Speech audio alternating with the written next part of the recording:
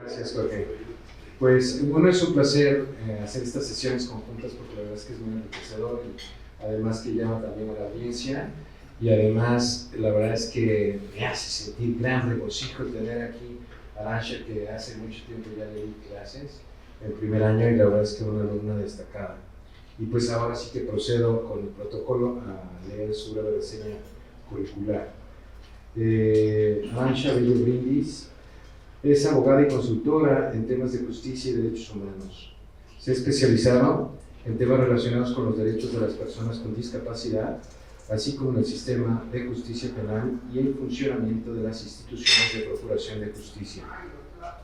Fue galardonada con la Medalla al Mérito de las y los Defensores de Derechos Humanos 2022, otorgada por el Congreso de la Ciudad de México. Actualmente colabora en el Laboratorio Mexicano para la Innovación de la Justicia Penal como coordinadora de investigación y diseño. Además, es consultora en diversos proyectos que buscan el acceso a la justicia de las personas con discapacidad, así como el ejercicio pleno de la capacidad jurídica de todas las personas. Trabajó en la Dirección de Derechos Humanos de la Suprema Corte de Justicia de la Nación, espacio en el que colaboró en la redacción del protocolo para juzgar con perspectiva de discapacidad, así como el protocolo para juzgar con perspectiva intercultural personas, pueblos y comunidades afrodescendientes y afromexicanas. Además, ha trabajado en diversas asociaciones civiles, desempeñando labores de litigio, de asistencia técnica y de investigación académica. Colabora en el colectivo Decidir es mi derecho, el cual busca el reconocimiento pleno de la personalidad y la capacidad jurídica de todas las personas, así como la implementación de sistemas de apoyo. Además, es integrante de la colectiva Hijas de Internet, espacio en el cual busca impulsar espacios digitales más accesibles, seguros e inclusivos. Ha impartido diversos cursos, diplomados y capacitaciones en materia de derechos humanos, con especial énfasis en materia de discapacidad, en espacios como la Suprema Corte de Justicia de la Nación, el Tecnológico de Monterrey, el Instituto para las Personas con Discapacidad, la Dirección de Educación Especial e Inclusiva, entre otros. Ha colaborado en diversos medios, entre ellos Nexus, revista de la Universidad de México, revista Este País, Animal Político, Yo También y Proceso. Además, ha participado en espacios como Foro TV, Canal 11, Deutsche Welle, para hablar sobre derechos humanos y procuración de justicia. Es un honor tenerte aquí con nosotros.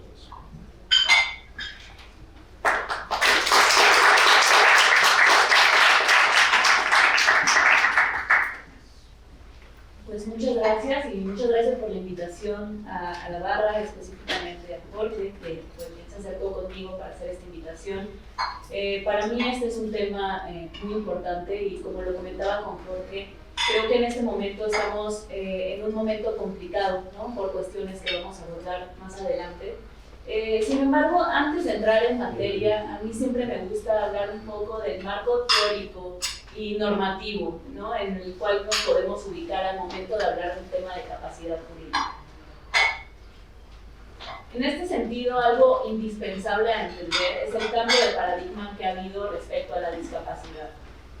Y para esto, principalmente a mí me gusta abordar dos modelos de entendimiento de la discapacidad.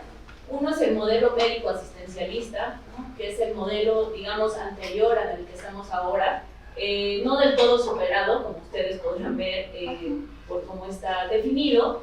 Este modelo básicamente se enfoca en la problemática del individuo, ¿no? Es un enfoque biologicista en donde realmente lo que se busca es corregir a la persona a través de rehabilitación, ¿no? Y esto obviamente lleva a que el tratamiento sea individualizado, ¿no? La problemática está en el individuo que tiene esta diversidad funcional.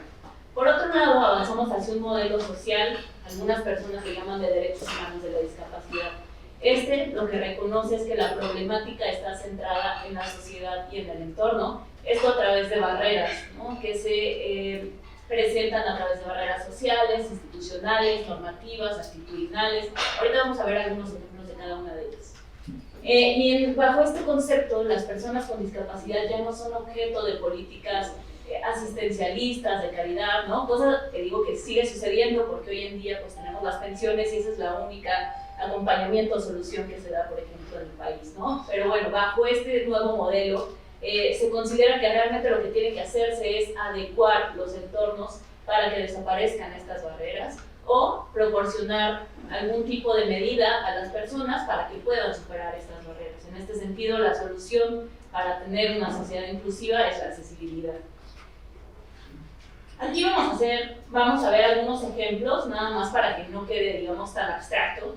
Y básicamente cuando hablamos de barreras se suelen dividir en cuatro, ¿no? Las físicas, las actitudinales, las normativas y comunicacionales. Para mí, las más importantes siempre son las actitudinales. En realidad, las actitudinales es la que propicia o la que da pie a que existan las demás. Ejemplo, ¿no? Si tenemos un arquitecto que considera que las personas con discapacidad no existen, no van a ocupar espacios públicos, no van a trasladarse porque quizás siempre van a ser dependientes y van a estar en su hogar, probablemente este arquitecto que tiene esta concepción, pues al momento de diseñar un transporte, al momento de diseñar espacios públicos, no va a tomar en consideración cuáles son las medidas de accesibilidad o de diseño universal que tendrían que contemplarse al momento de pues, hacer estos espacios, ¿no? Estas barreras actitudinales pues justamente son actitudes, prejuicios, estigmas con base en pues digamos estas creencias que se tienen respecto a las personas con discapacidad y que conllevan en discriminación y negación de sus derechos. Por otro lado, pues como les decía, tenemos las físicas, que ya les di un ejemplo. Las normativas básicamente son aquellas que limitan o niegan los derechos a las personas con discapacidad por el mero hecho de ser personas con discapacidad, ¿no? Algunos ejemplos justamente son todas las leyes que niegan la capacidad jurídica, la imputabilidad, la interdicción. Y también hoy en día, por qué no decirlo, existe legislación que, por ejemplo, hace diferenciación respecto al aborto cuando estamos hablando de un producto que potencialmente pudiera tener discapacidad, ¿no? Quiero decir que no es que yo esté en contra del aborto, sino que esta diferenciación lo hace pues, discriminatorio. Y pues finalmente las comunicacionales, ¿no? Son estos medios de comunicación que están diseñados únicamente para un prototipo de hombre o de persona que escucha, que ve, que digamos experimenta el mundo como una persona normal o una persona promedio, entre comillas. Ahora, esta adopción normativa del modelo social se hizo a través de la Convención sobre los Derechos de las Personas con Discapacidad. Este es un tratado internacional en el cual México tuvo un papel clave al momento de impulsarlo, de redactarlo, principalmente con la presencia del doctor Rincón Gallardo. Él fue quien impulsó esto en el seno de las Naciones Unidas y bueno, México firmó este tratado internacional en el 2007. Ya estamos, digamos, en pues mucho tiempo para que no se hayan hecho las adecuaciones necesarias. Y justamente esa convención hace un nuevo reconocimiento de la discapacidad con base en este modelo social que es consecuencia del movimiento de personas con discapacidad. Y la definición que establece esta convención es que la discapacidad es un concepto que evoluciona y que resulta de la interacción entre estas personas con deficiencias. El término deficiencias es complejo porque fue una mala traducción del inglés al español, y las barreras debidas a la actitud y al entorno que evitan su participación plena y efectiva en la sociedad en igualdad de condiciones. En este sentido estamos viendo que bajo este nuevo entendimiento y bajo este tratado internacional que forma parte del bloque de regularidad constitucional, el entendimiento de la discapacidad tiene principalmente tres elementos. Uno, que una persona que vive con una diversidad funcional o déficit. Dos, las barreras del entorno. Y bueno, la interacción entre estos dos elementos, que es cuando realmente se origina una condición de discapacidad. Ahora, ya teniendo un poco, digamos, sentadas estas bases respecto al entendimiento del modelo social, creo que podemos pasar a lo que nos ocupa el día de hoy, que es el tema de la capacidad jurídica y cómo está contemplada en la Convención sobre los Derechos de las Personas con Discapacidad, en el artículo 2. Previo a esto, me gustaría un poco repasar cómo entendemos la capacidad jurídica. Yo sé que aquí estoy entre abogados Todos entendemos perfectamente que es un atributo de la personalidad, que se divide en dos, que es la capacidad de gozo y la capacidad de ejercicio. Sin embargo, el entendimiento que se ha tenido de la capacidad jurídica bajo esta formación jurídica tradicional, digamos, únicamente se aboca al derecho civil, ¿no? Y realmente lo que se empuja a través de esta Convención sobre los Derechos de las Personas con Discapacidad y el nuevo entendimiento al que se le ha dado contenido a este tratado internacional es entender también la capacidad jurídica como un derecho humano, ¿no? Como un derecho llave que es necesario para poder ejercer otros derechos. Este derecho evidentemente también se encuentra estrechamente relacionado con la posibilidad de tomar decisiones en el plano jurídico, sí, pero en el plano jurídico. Y estas decisiones, digamos, que se dan de forma formal, también trascienden el día a día y la vida que puede decidir las personas, ¿no? Aquí podría dar muchísimos ejemplos, pero tan solo uno de ellos es una persona, por ejemplo, que está afectada de interdicción, ¿no?, en tutela, y que no puede decidir, por ejemplo, si quiere o no casarse, ¿no? Esto es obviamente algo que trasciende también en su día a día y en su vida personal. Y finalmente, pues obviamente también, si es un derecho llave para acceder a otros derechos, es una clave para acceder verdaderamente a la sociedad y vivir en una sociedad realmente inclusiva. Ahora, generalmente, tanto en la normativa como en estas barreras actitudinales en el día a día, como digamos, generalmente la forma en la que se ha negado la capacidad jurídica a las personas con discapacidad suele basarse en 4 razones. Digo entre comillas porque ahorita vamos a evaluar un poco esto, ¿no? La primera de ellas es la condición, que esto se basa meramente en un diagnóstico médico realizado ya sea por un perito, por un médico, por un neurólogo, por un psicólogo. Estos diagnósticos médicos, como ustedes lo sabrán y yo creo que todos nosotros, hemos ido a tener una segunda opinión de algún médico porque quizás la primera no nos convence y después tienes que ir a una tercera, pero lo que pasa acá es que este diagnóstico médico pues simplemente se utiliza, ¿no?, para negar la capacidad jurídica de una persona, a pesar de su subjetividad y lo variable que puede ser dependiendo del profesionista que lo realice. 2, es con base en los resultados, ¿no?, este miedo a las consecuencias de las decisiones. 3, la funcionalidad, que es esta aptitud deficiente para tomar decisiones, y yo siempre digo, si es con base en resultados y funcionalidad, yo me pregunto cuántos de los que estamos aquí en esta mesa deberíamos de tener capacidad jurídica. Y 3, el tema de la protección, ¿no? Esta concepción equivocada, ahorita vamos a ver un poco por qué yo considero, y muchas personas dentro del movimiento consideran que es una concepción equivocada de proteger a la persona. Ahora, otra distinción que es muy importante hacer, porque es algo que se confunde al momento de negar la capacidad jurídica y que se encuentra estrechamente ligada con el tema del diagnóstico, es la diferencia entre la capacidad jurídica y la capacidad mental.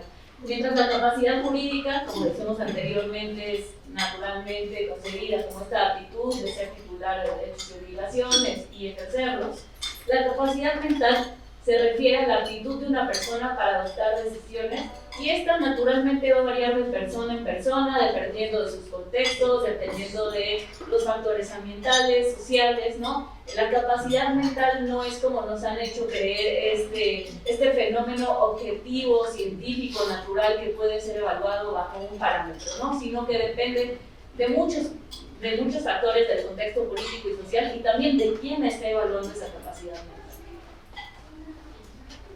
Ahora, ¿qué es lo que proponen justamente la Convención sobre los Derechos de las Personas con Discapacidad? Transitar de un modelo en donde lo que se pone al centro es la sustitución en la toma de decisiones hacia una donde se tomen decisiones con apoyo. Cuando hablamos de sistemas de sustitución de la voluntad, nos referimos a aquellos sistemas en donde una persona asume la representación de otra, ¿no?, donde bajo esta creencia de protección de la persona y de su patrimonio se permite imponer la sustitución en la adopción de decisiones, basándonos, como dijimos anteriormente, en generalmente un diagnóstico médico, ¿no? Y bueno, en México esto generalmente se materializa a través del estado de interdicción, de representantes especiales, de imputabilidad. Sin embargo, lo que nos acontece el día de hoy es específicamente este cambio respecto al estado de interdicción. Ahora, entonces, ¿cuál es la propuesta? ¿No? ¿Qué implica un modelo de toma de decisiones con apoyo? El apoyo en el ejercicio de la capacidad jurídica, así lo establece la Convención sobre los Derechos de las Personas con Discapacidad. Posteriormente le ha dado contenido el Comité sobre los Derechos de las Personas con Discapacidad, y de esto ha retomado la Suprema Corte de Justicia, ¿no? Vamos a ver más adelante en qué casos.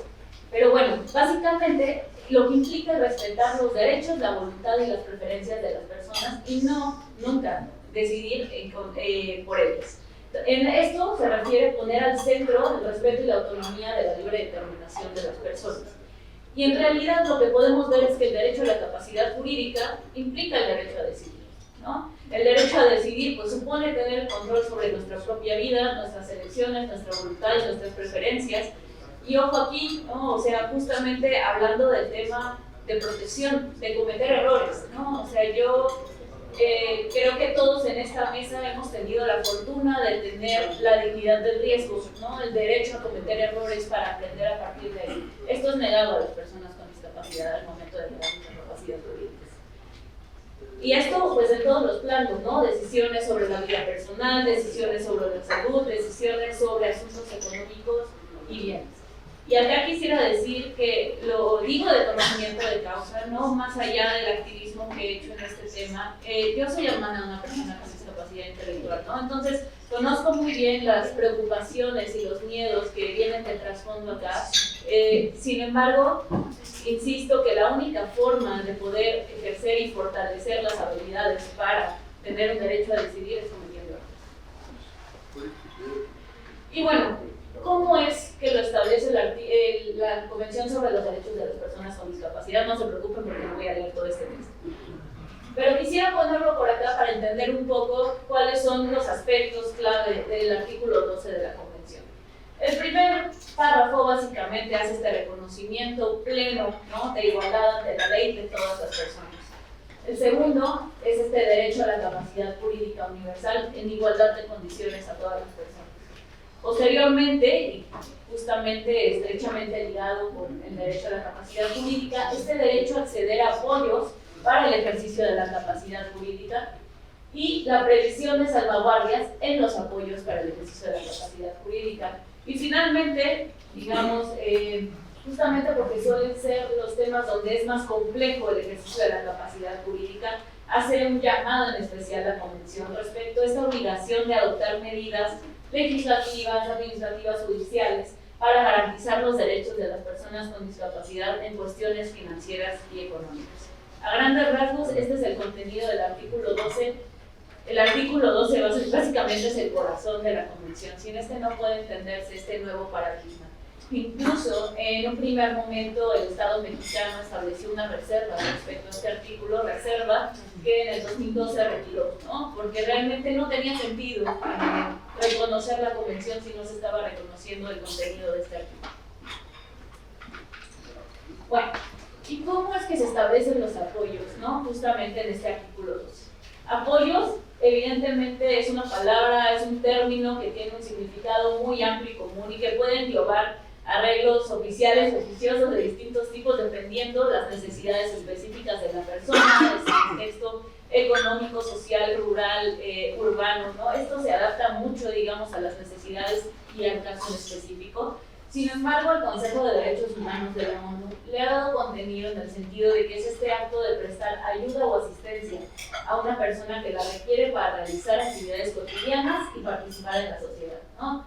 Esto, si bien absolutamente todos aquí necesitamos de apoyos en nuestro día a día para realizar ciertos actos, resulta una condición fundamental para vivir con independencia y participar plenamente en la comunidad para las personas con discapacidad, justamente por estas barreras que comentábamos desde el inicio, ¿no? En consecuencia, justamente, la falta de apoyos pues incrementa el riesgo de que estas personas sean segregadas de la sociedad y, pues, lamentablemente, en consecuencia, muchas veces institucionalizadas, ¿no?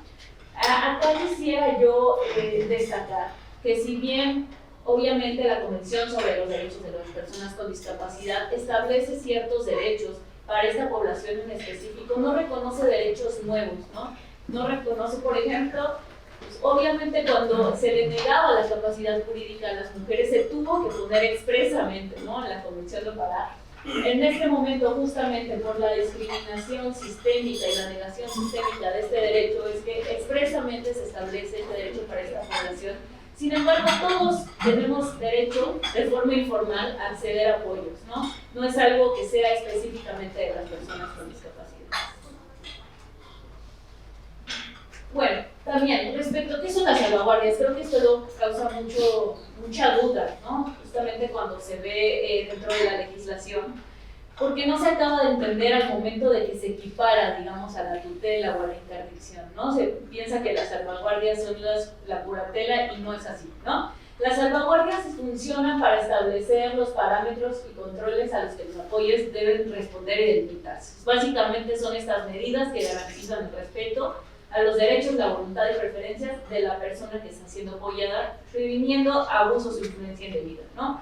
Esto lo vamos a ver más claro cuando veamos cómo quedó la legislación del nuevo Código Nacional para Procedimientos Civiles y Familiares, pero algunos ejemplos de salvaguardias que voy a retomar más adelante pueden ser designar un proceso específico para cómo se va a resolver una problemática entre la persona de apoyo y la persona con discapacidad. O la persona, más bien, acá me corrijo porque los apoyos no se establecieron únicamente para personas con discapacidad.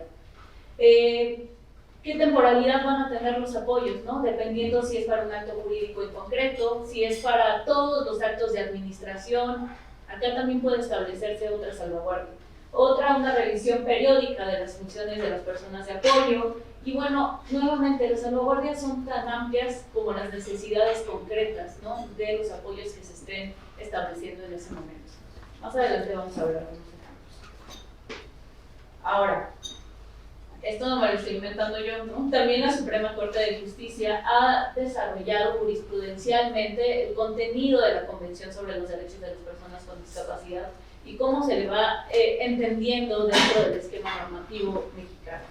En un primer momento estuvo el caso de Ricardo Darío Coronel. Este fue el amparo de revisión 159-2013 y fue el primer caso que llegó a la Suprema Corte de Justicia respecto a la interpretación que se estaba dando de la interdicción y de la tutela. En un primer momento, en este caso, lo que dijo la Corte es: vamos a realizar una interpretación conforme del estado de interdicción y la tutela, básicamente bajo esta consideración de gradualidad de la capacidad jurídica. Es decir, ahorita ustedes me van a decir por qué esto está mal, nosotros como juez ver cuál va a ser la capacidad jurídica que esta persona tiene, ¿no? Hasta qué nivel, con base obviamente en pues dictámenes médicos, ¿no? Entonces lo que estamos viendo es que se está haciendo una equiparación de la capacidad jurídica con la capacidad mental y aparte se le está dando la potestad a un juez de hacer esta evaluación respecto a la gradualidad de la capacidad jurídica. Obviamente la Corte rectificó. Posteriormente llegó el amparo en revisión 1368-2015, este es el caso de Tomás Barrón. Y básicamente lo que se decidió en este caso es que evidentemente la interdicción y la tutela era inconstitucional e inconvencional porque no eran compatibles con el nuevo esquema de derechos que prevé justamente la Convención. Posteriormente, este criterio se ha reiterado en muchísimas ocasiones. Aquí solo dicen los amparos en revisión o directos en revisión. Sin embargo, también se han pronunciado en distintas acciones de inconstitucionalidad. Y algo que quisiera destacar es que justamente el amparo directo 4-2021, el amparo directo en revisión 41-93-2021 ya son bajo el nuevo esquema de precedentes, ¿no? Entonces hablamos ya de una obligatoriedad de, pues digamos, esta interpretación. Ahora, estamos en un problema porque en realidad la Corte ya se pronunció respecto a la inconstitucionalidad e inconvencionalidad. Sin embargo, no tenemos todavía legislación, al menos a nivel local, ¿no? En este sentido, lo que han tenido que hacer varias autoridades jurisdiccionales es un poco tomar, digamos, los criterios de la Corte, un poco tomar las observaciones generales del Comité sobre los Derechos de las Personas con Discapacidad y darle contenido al momento de hacer estas interpretaciones para no dictar el estado de interdicción, ¿no? Y justamente aquí son algunos ejemplos que se han dado, ¿no? Hay muchos más, pero quisiera como sí traer la colación porque al menos a mí me ha tocado hablar en diversas ocasiones con autoridades jurisdiccionales que tienen mucho miedo, ¿no?, respecto a qué es lo que pueden hacer ya que no hay legislación. Y en realidad lo que sí tienen es la convención, ¿no?, todos los precedentes de la Corte, las observaciones generales del comité, que si bien no son obligatorias, la Corte sí los ha reconocido como criterios orientadores, ¿no? Entonces, claro que se le puede ir dando contenido, y estos son algunos ejemplos de cómo se ha hecho. Ahora, ¿dónde estamos, no? ¿Qué está pasando? Justamente, como ustedes lo saben, pues, se acaba de publicar el nuevo Código Nacional de Procedimientos Civiles y Familiares. En la sección tercera del título segundo, capítulo primero, se prevé la designación de apoyos extraordinarios. Una problemática que ustedes van a ver desde el nombre de esta sección es que estamos hablando de extraordinarios. Un problema en este momento que tenemos es que primero se reguló la excepción antes de la regla general. Aquí me voy a ir rápido porque creo que no tiene mucho sentido que leamos todos los artículos, sin embargo quería ponerlos un poco para acá para ir viendo cuáles son los aspectos claves de cada uno, ¿no? Y aquí, por ejemplo, en el artículo 445 son los aspectos generales de esta ley. En primer lugar, y esto es un resultado de la lucha histórica de las personas con discapacidad, se da el reconocimiento de la capacidad jurídica universal de las personas mayores de 18 años, todas, sin excepción. También se da este reconocimiento del derecho a contar con apoyos para el ejercicio de la capacidad jurídica. Y se establece, al ser justamente un derecho que es optativo ejercer este derecho, salvo en el supuesto extraordinario que vamos a ver justamente en este momento. Y finalmente se establecen algunos tipos de apoyos, como lo pueden ser en la comunicación, en la comprensión de los actos jurídicos y sus consecuencias, y en la manifestación de la voluntad. Esto es realmente un logro histórico de las personas con discapacidad. Y algo que quisiera destacar, y aquí sí me voy a revisar este artículo, es que cuando estamos hablando justamente del derecho a acceder a apoyos, no se está hablando de personas con discapacidad, ¿no? Evidentemente, las personas con discapacidad y las personas mayores van a ser de las poblaciones especialmente beneficiadas por lo que hemos hablado a lo largo de esta charla, pero este derecho a acceder a apoyos es para todas las personas, ¿no?, sin distinción. Ahora, el artículo 446 y 448 básicamente hablan un poco de cuál va a ser el procedimiento para la designación de apoyos extraordinarios, cuáles son los requisitos y las condiciones que deben de cumplirse. En cuanto a los requisitos para que proceda este supuesto, se establecen dos, ¿no? Que no se pueda conocer la voluntad de la persona por ningún medio, ¿no? No sea posible después de agotar todas las medidas de accesibilidad de ajuste razonable. Y dos, que la persona no haya designado apoyos ni previsto su designación anticipada. Ahorita también, al final de esto, vamos a hablar un poco al respecto, pero acá podemos ver otra figura jurídica que se está introduciendo, que justamente es la designación anticipada de apoyos. Y las condiciones previas que deben de agotarse para poder acceder a este supuesto son tres, ¿no? Es realizar esfuerzos reales, considerables y pertinentes para conocer una manifestación de voluntad de la persona. Ahorita les voy a poner un ejemplo para un poco ilustrarnos, ¿no?, respecto a qué podría significar esto. Haber prestado las medidas de accesibilidad y ajustes razonables, y finalmente que la designación de apoyos, y esto es bien importante, sea necesaria para el ejercicio y protección de sus derechos. Acá creo que es muy importante porque yo me imagino que muchas personas, ¿no?, quizás familiares de personas con discapacidad, pueden acercarse a ustedes para poder acceder a este supuesto extraordinario.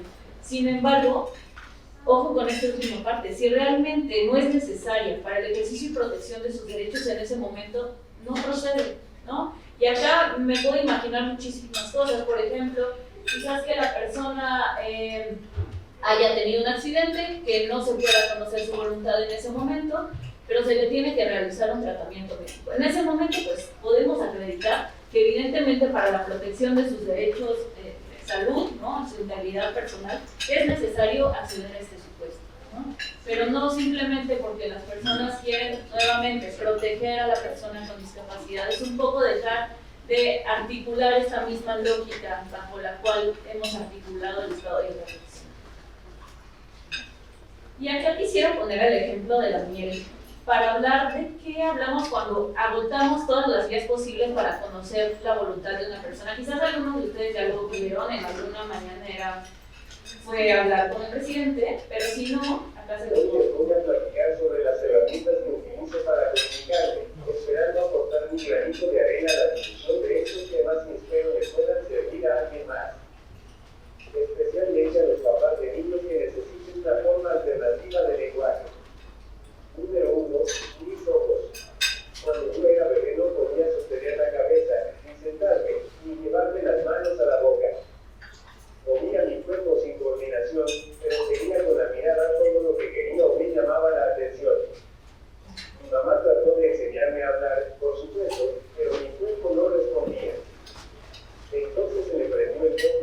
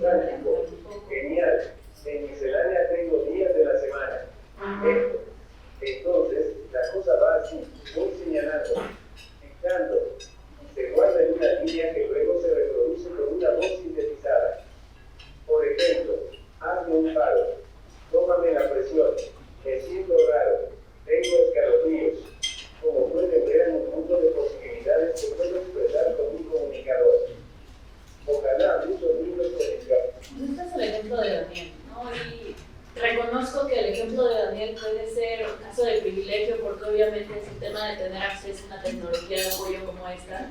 Sin embargo, hay muchas otras formas de conocer la voluntad de una persona, justamente como él lo decía desde un inicio, ¿no? La hermana de mi mejor amiga es una persona con parálisis cerebral que justamente, ¿no? Si tú le dices, mira hacia arriba, mira hacia abajo, mira a la persona con la que quieres estar, esa es una forma de expresar la voluntad.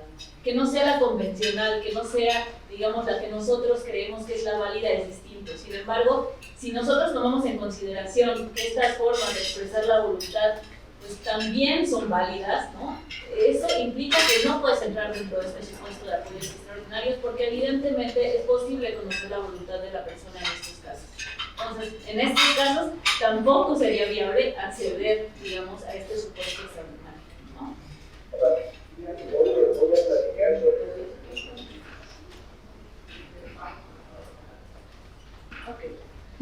Posteriormente, el artículo 447, 454 y 455 establecen un poco a quién se puede designar como apoyo, ¿no? Y básicamente lo que establece son 3 lineamientos. Uno, que será sobre la base de la voluntad y preferencias manifestadas previamente por la persona. Ahorita vamos a hablar de a quién nos referimos con eso. 2, tomando en cuenta la relación de convivencia, de confianza, de amistad, de cuidado, parentesco, ¿no? Una problemática que se daba mucho justamente con el tema de la tutela es que hay muchas personas con discapacidad que no tienen redes de apoyo naturales, que no tienen familiares, ¿no? Y entonces justamente si se excluía desde la legislación a estas personas de confianza, de convivencia, pues se dejaba a la persona, pues digamos, sola, ¿no? Completamente desamparada. Y finalmente, también se contempla que pueda ser una persona física o moral del registro de personas morales que provean apoyos para el ejercicio de la capacidad jurídica, registro que hoy en día todavía no existe, pero bueno, ya vamos a ir a estos pendientes que se tienen. Ahora, el artículo 449 establece cómo es que tiene que dictar la autoridad jurisdiccional estos apoyos extraordinarios, ¿no? Y qué es lo que tiene que establecer en esta resolución de este procedimiento de jurisdicción voluntaria. Y básicamente es esto: la temporalidad, los alcances y las responsabilidades de la persona designada como apoyo, las salvaguardias e informes a la autoridad administrativa competente. Cabe mencionar que justamente se prevé que la designación de apoyos extraordinarios procede para todo acto jurídico, incluidos aquellos para los que la ley exige la intervención personal del interesado.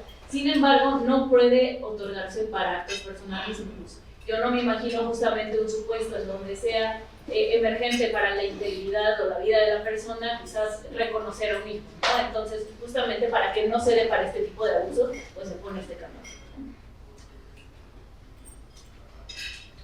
El artículo 450 establece cuáles son las obligaciones de las personas designadas como apoyos. Y básicamente es una obligación muy genérica que se adecuará pues, justamente dependiendo de cuáles son los apoyos en específico, pero es actuar de acuerdo con la mejor interpretación posible de lo que fueran las preferencias y voluntad de la persona.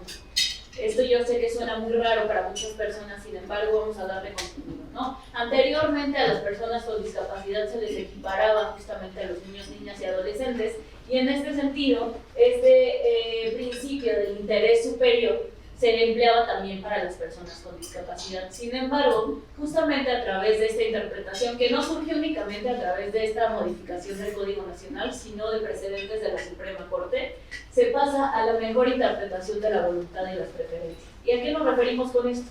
Justamente a evaluar estas fuentes conocidas de información de la persona, su trayectoria de vida, sus valores, sus tradiciones, sus creencias, previas manifestaciones de la voluntad, cuál es su contexto, la información con la que cuentan otras personas y tomando en consideración que pueden existir tecnologías presentes y futuras que permitan conocer la voluntad de la persona. A ver, esto puede sonar muy abstracto, ¿no? Pero básicamente estamos hablando. Digamos que yo tengo un accidente, ¿no? Y esto es un ejemplo porque no tengo ninguna hermana, ¿no? Pero tengo una hermana con la que no he hablado en 5 años, ¿no? Y justamente no se puede conocer mi voluntad después de este accidente, pero se sabe que llevo 5 años sin hablar con mi hermana. Probablemente, ¿no? Derivado de todas estas fuentes conocidas de información, ella no sería la persona que yo designaría como un apoyo, ¿no? Eso es solo como un ejemplo. También, no sé, quizás una persona que en múltiples ocasiones ha señalado que por su religión, ¿no? estaría en contra de tal tratamiento. Pues bueno, entonces sería una persona que de acuerdo a la mejor interpretación de su voluntad no se le podría imponer ese tratamiento, ¿no? Esos son solo algunos ejemplos. Y aquí estoy hablando de personas, digamos, en las que en algún momento se pudo conocer su voluntad, ¿no? Uno de los mayores casos que llegan, digamos, cuando se buscan asesorías son personas mayores de edad que por alguna discapacidad degenerativa, ¿no? Van perdiendo como esta habilidad para que se conozca su voluntad. Y bueno, en estos casos evidentemente puede hacerse esta evaluación de las fuentes conocidas de información. Sin embargo, quizás habrá otros casos donde, no sé, en ningún momento se ha podido conocer la voluntad de la persona, ¿no? Porque hay alguna discapacidad donde la barrera es muy fuerte. Bueno, en estos casos sí puedes hacer algunas otras cosas, ¿no? Justamente, ¿cuál es el contexto de esta persona, ¿no? ¿Quiénes son las personas que han estado cercanas a ella? ¿Con qué personas realiza sus principales actividades, ¿no? Estoy de acuerdo que quizás acá no es tanto una interpretación de la voluntad, pero sí de sus preferencias dependiendo de su estilo de vida y de su historia de vida. Ahora, el artículo 451, 452, básicamente lo que prevén son el tema de las salvaguardias, ¿no? Y acá las salvaguardias se refieren principalmente a cuáles son ciertas obligaciones que tiene la persona designada como apoyo, la persona juzgadora y cualquier persona, ¿no? Cuando estamos hablando de la persona designada como apoyo, una de las salvaguardias que se establece desde el Código Nacional de Procedimientos es que tenga que realizar estos esfuerzos constantes para conocer la voluntad y preferencias de la persona, ¿no? Justamente como en el caso de Daniel, ¿no? Quizás en el momento concreto no había tecnología para conocer la voluntad de Daniel en ciertos aspectos, pero hoy en día Daniel puede comunicar absolutamente lo que quiere, ¿no? Otra es, si se llega a conocer la voluntad o preferencias de la persona, esta persona designada como apoyo tiene la obligación de notificar a la autoridad jurisdiccional para que se modifique o revoque esta designación de apoyo. Por otro lado, la persona juzgadora tiene ese deber de establecer revisiones periódicas, ¿no? Para verificar que la persona designada esté cumpliendo con el mandato conforme justamente a los criterios establecidos acá. Honestamente, yo creo que estas son de las salvaguardias quizás menos útiles porque justamente por la carga jurisdiccional va a ser muy difícil, ¿no? Que haya esta revisión periódica.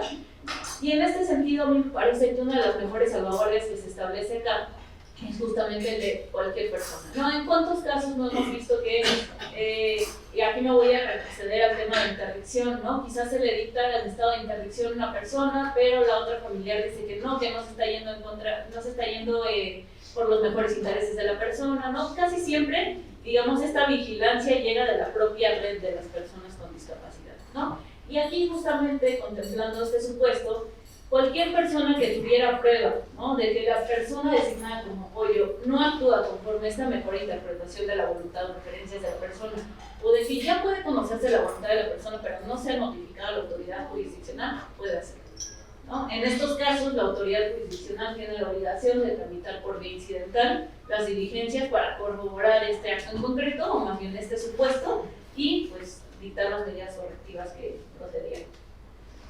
Y bueno, este es un tema importante. En ningún caso se podrán tramitar ante el fedatario público estos asuntos no contenciosos en los que esté involucrada la designación extraordinaria de apoyo. Hoy en día, lo vamos a ver más adelante, hay una iniciativa, ¿no? En el Congreso de la Ciudad de México respecto a cómo regular los apoyos no extraordinarios, los generales, digamos. Y en estos supuestos sí se prevén algunos supuestos donde podría interceder una autoridad, un fedatario público. Sin embargo, para este caso en concreto, justamente por el tipo de derechos que se encuentran en riesgo, el tipo de candados, se prevé que sea a través únicamente de la vía jurisdiccional. Y ahora, en medio del asunto, los transitorios. Básicamente, en el Código Nacional de Procedimientos Civiles se establece que tienen que emitirse ciertas declaratorias para que entre en aplicación del código. Como ustedes ya sabrán, pues esto se debe emitir a más tardar el 1 de abril del 27, es decir, ya se nos fue un año sin que se haga absolutamente nada. Y entre las declaratorias y la entrada en vigor del Código Nacional deberán tener como máximo 120 días naturales. Pero acá hay un aspecto importante que justo comentaba con Jorge. El artículo 10 de los transitorios establece que el Congreso General de los Estados Unidos Mexicanos, así como las legislaturas de los estados, cuentan con un plazo máximo de 180 días naturales posterior a la publicación del presente decreto para expedir las actualizaciones normativas correspondientes para su debido cumplimiento. Si no mal recuerdo, el Código Nacional de Procedimientos se publicó en junio del año pasado, entonces ustedes hagan las cuentas, y absolutamente ninguna de las entidades federativas ha realizado las adecuaciones normativas para pues, que entre en aplicación justamente el tema de apoyos cuando no estamos hablando de caso extraordinario. Y ahora, también se establece en el artículo 19 que se derogan todas aquellas disposiciones que establezcan procedimientos de intervención. Ojo, procedimientos, no estamos hablando de la parte sustantiva, ¿no? Lo cual es problemático. Sin embargo, en realidad, la parte sustantiva, si tomamos en consideración que ya hay precedentes de la Suprema Corte que declaran su inconstitucionalidad y inconvencionalidad, pues ya no debería de aplicarse. Por eso digo que estamos en un momento muy complejo, en una laguna normativa y donde ya se cumplió el plazo de los 180 días para empezar a modificar esto. Hoy en día, que yo tenga conocimiento, únicamente en la Ciudad de México hay una iniciativa para regular el derecho a contar con apoyos en el ejercicio de la capacidad jurídica. Está estancada, se presentó en febrero del año pasado. Veremos qué pasa, estamos en año electoral y bueno, la verdad es que yo siento que se nos va a ir otro año más en la implementación del Código Nacional. Ahora, ¿cuáles son algunos de los pendientes tras la reforma, específicamente hablando del tema de la designación de apoyos? Uno, el registro de personas morales que proveen apoyos para el ejercicio de la capacidad jurídica.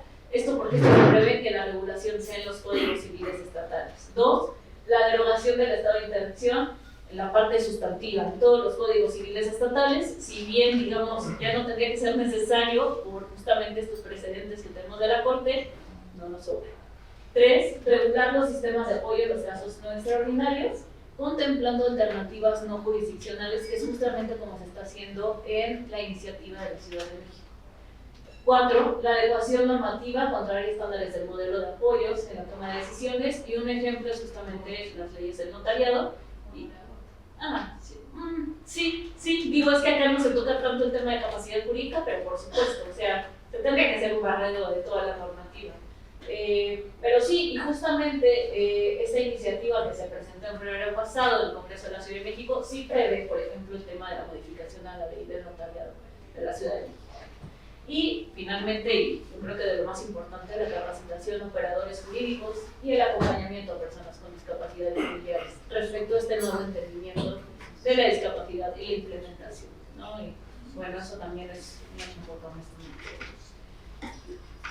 Otras consideraciones relevantes, y ya con esta acabo, yo creo que ya los aturdí, son justamente el tema de la reforma en materia de salud mental. En 2021 hubo una reforma importante de la Ley General de Salud, cuando estábamos hablando de justamente el reconocimiento a la capacidad jurídica, el derecho a contar con apoyo y a internamientos sin consentimiento. En esta reforma justamente también se previó el derecho a contar con mecanismos de apoyo en la toma de decisiones, y ojo, aquí vamos a ver cómo vamos a empatar, a establecer directrices de voluntad anticipada sobre el consentimiento informado. Otra problemática que yo quisiera destacar, como vieron en el Código Nacional para Procedimientos Civiles y Familiares, se habla de estas directivas anticipadas para designar apoyos. También en la Ley General de Salud se habla de estas voluntades anticipadas para el consentimiento informado. Una gran problemática es que no dicen quién, ¿no? Eso va a ser algo que vamos a tener que empezar a definir justamente en el ejercicio de esto. 2. La iniciativa de reforma al Código Civil de la Ciudad de México, presentada en febrero pasado, que es esta que les platicaba. Y bueno, me parece que justamente en el momento en el que estamos complejo de lagunas jurídicas, estos criterios orientadores que ha reconocido la Suprema Corte para dar contenido, digamos, ponernos creativos y empezar a ver cómo solucionamos, pueden ser de mucha utilidad. Las observaciones generales del Comité sobre los derechos de las personas con discapacidad, y también hay informes de la Relatoría que son muy útiles, obviamente también contemplando pues, los precedentes que tenemos de la Suprema Corte de Justicia. Un poco este es el panorama, esas son las preocupaciones y mis preocupaciones, y que bueno, que creo que es lo que nos atiende